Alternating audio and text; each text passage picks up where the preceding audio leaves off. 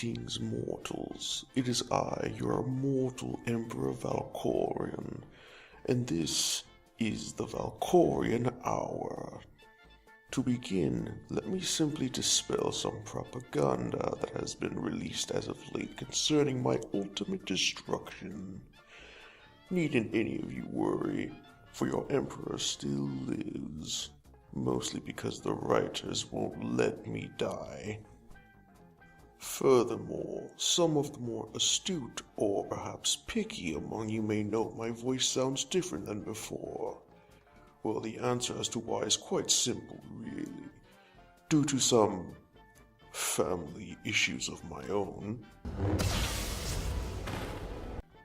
I've been forced to transfer my essence into this pathetic worm you all know as Tiber. I mean, come now. Have none of you heard my previous voice? It sounds like Hellraiser. The box. You opened it. We came. Misdirected passion. Such a waste.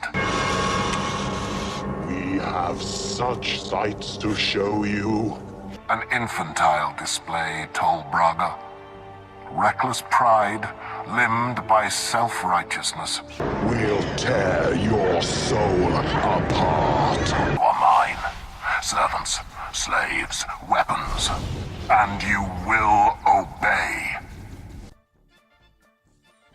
Well, enough of that. This program, which I have humbly decided to call the Valkorion Hour, is my first attempt at living a life beyond my imperial ruling aspirations. I have seen your world, and it is full of a great many philosophers who've dug deep into the void of mystery that has secretly sat before all our eyes but remained unseen until now. And of course, I mean Star Wars fans. After all, I have seen what deep and intricate questions they have investigated, questions that the artist George Lucas has tried to hide from us all. But he could not stop these deep thinkers in waiting from asking the real questions one must ask of the intricate universe. For example, did this hut rape a woman? May she rest in peace.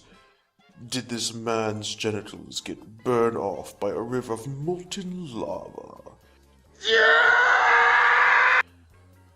Is this bungling fool the true Lord of Darkness? The police are about to go crazy. We shall be bad and crushed. You were banished because you were clumsy. You shall not be saying that. These are photos that the Senate, emergency powers to the Supreme Chancellor. Did the late Jedi Master Qui-Gon in fact have a third nipple? And most wanting of answer, did Master Windu wear purple underwear?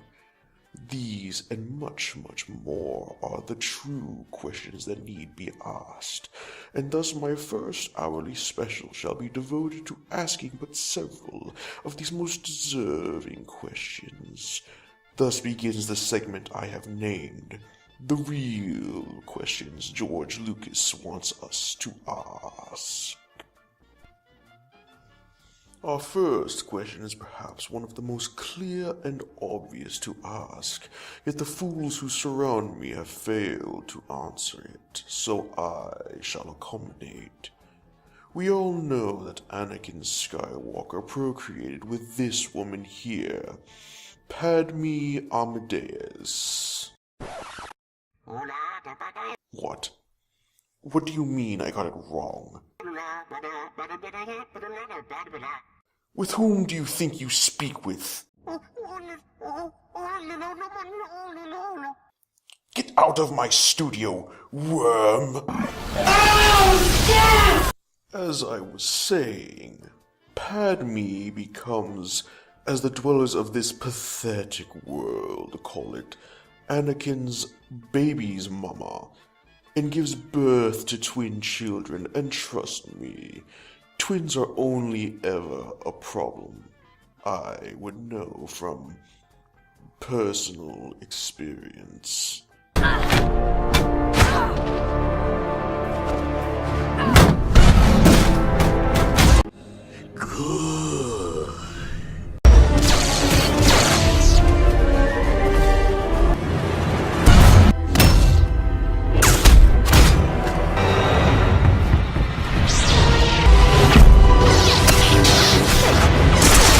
Most impressive. However, the real question George Lucas sought for us to ask was Amadeus a virgin when she married Skywalker? Virgin, you know, touched for the very first time. Honestly, I haven't a clue why no one has asked this question yet. We're given more than enough clues. Just hear how she passionately talks of some faceless man. His name was Paulo. We were both in the legislative youth program. Very cute. Dark curly hair, dreamy eyes. Alright, I get the picture. And just look at what she wears. Obviously, Amadeus must have slept with a plethora of men before Skywalker arrived. But if this is not enough of an obvious clue, I have found several photos of Padme with several...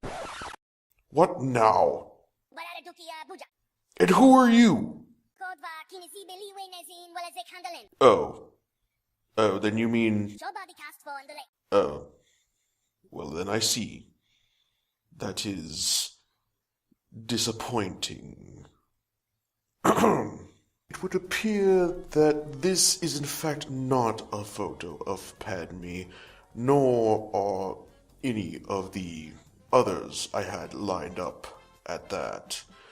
Rather, it is an artist's rendition of her in a very compromising position. Pornography, if you will. I'm not sure what is worse, honestly. The fact that there are those who consume and get off, as it were, to this picture and the others, or that more effort was put into it than the whole of Episode 7. Moving along, however, let us consider this scene here. Swiftly followed by this scene. Clearly, George Lucas intended this to be a clue, that indeed she does not fret when strange men jump onto her bed, nor does she care when more strange men, perhaps multiple at once, jump out her window, possibly to hide from her current lovers. Not to mention this scene. Milady, let me come with you. There's no danger. The fighting's over. And this is personal. As you wish, milady. But I strongly disagree. I'll be all right, Captain. This is something I must do myself. Besides, 3PO will look after me. Clearly a show that she has run off to find men without any witnesses plenty of times, and no less with a droid.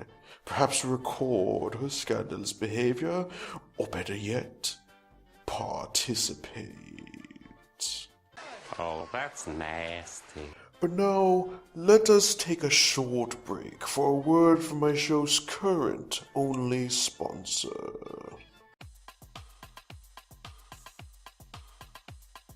Hey bitches, it is me, Skeletor, and I come to you now with a new amazing product developed by yours truly. Fellas, tired of not getting the bitches? Got a receding hairline? Well, I should know what that's like. And it is precisely for that reason that I developed this new amazing hair loss product, Skeletor's Revitalizing Hair Gel. This amazing new product developed by Skeletor Industries is guaranteed to regrow your hair in a matter of days. I should know. It worked for me. Now I have a full head of hair. Take that, He-Man. Yeah, but you don't need to take my word for it. Take the word of these satisfied customers. Fucking awful. I don't know what the hell going on. Fucking thing sucks! Get the fuck out of my room and play Minecraft! You shitting me? I am disappointed. As you can see, they are all quite satisfied with the product. So what are you waiting for? What more do you need? Simply call with your credit card waiting. Call 1-800. I really couldn't afford a phone number.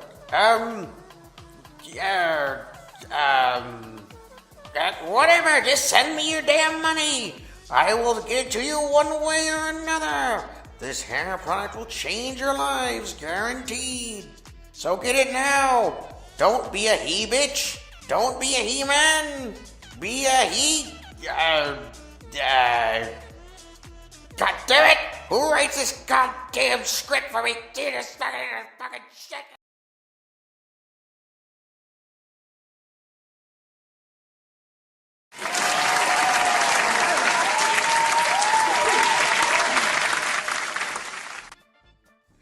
Welcome back, meaningless filth motes among the void. I am your host and god, Eternal Emperor Valkorion. Before the break, we were looking to ask ourselves some of the really important questions of the universe. Among some of them, of course, being whether this random alien shown here is the true mastermind of the evil in the prequel trilogy, whether Admiral Piet's dog died pre or post episode 5, and a big question, if I may say so myself, does Boss Nass indeed have genital warts? However, the next theory, or real question I have lined up to ask, is another of significance that has been left without much attention by my fellow philosophers and deep thinkers about this pathetic website. That being, of course, did Anakin Skywalker in fact have an evil twin that took over his life after Episode 2? A quite obvious conclusion when you look at the evidence, much like my fellow theorists or specialists of Star Wars here on YouTube. I have dug deep and have found that George Lucas has hidden this truly important fact within the intricacies of his saga. Just look at Skywalker here. If Master Obi-Wan caught me doing this, he'd be very grumpy. And now look at him here. Now, for those of you lacking in intelligence, as the filth motes you are, do let me point it out to you. His hair, just look at it.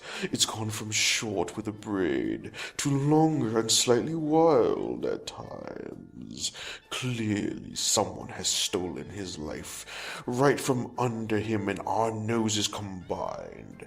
Not to mention this anomaly found here. But you needn't take my word for it. Look to the hidden bits of evidence in the films themselves. My powers have doubled since the last time we met, Count. Something's happening. I'm not the Jedi I should be.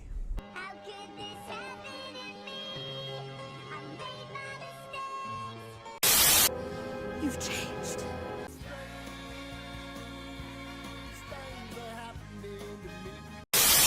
Gone he is, consumed by Darth Vader. And when he was good and drunk, I ate him. The evidence is really quite clear. And come now, obviously this is what George Lucas intended us to find among all the other questions raised within these films. Clearly, there need not be any discussion on the subject of corruption and jealousy, or fear and willingness to let go, and all of that mundane philosophical nonsense. What we yearn for are the answers to the questions we've all had deep inside, waiting to speak forth, and luckily I and a menagerie of others have come together to ask these questions. Did the Slugman rape a woman? Did Skywalker, or possibly his evil twin, lose his manly bits to hot rivers of molten lava? Am I, in fact, the very same being as this ugly, sad, pathetic creature? Well, I can tell you one thing. I most certainly am not Snoke. Most clearly because I would never be caught with a name so lacking in imagination, but also because I would never dare to rise from up under whatever rock I was hiding in the known universe, just for them all to see what my current apprentice is. But I digress. Let us continue asking and investigating the really important questions with... What? How can that be? I just... Yes? Oh. Well then. I see. It would appear that my show has been unceremoniously cancelled. A pity, really. I was looking forward to seeing how this life would play out, considering how the last few have gone.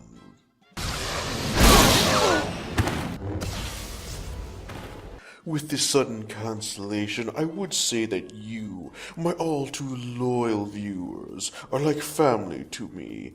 But as you may all well know, a god has no family. No, I mean real gods have no family. No, I mean real gods like myself. Much better. Well, the Valkorion Hour has had a good run, I would say. And as you dirt particles of this world say, it is better to burn out than to fade away.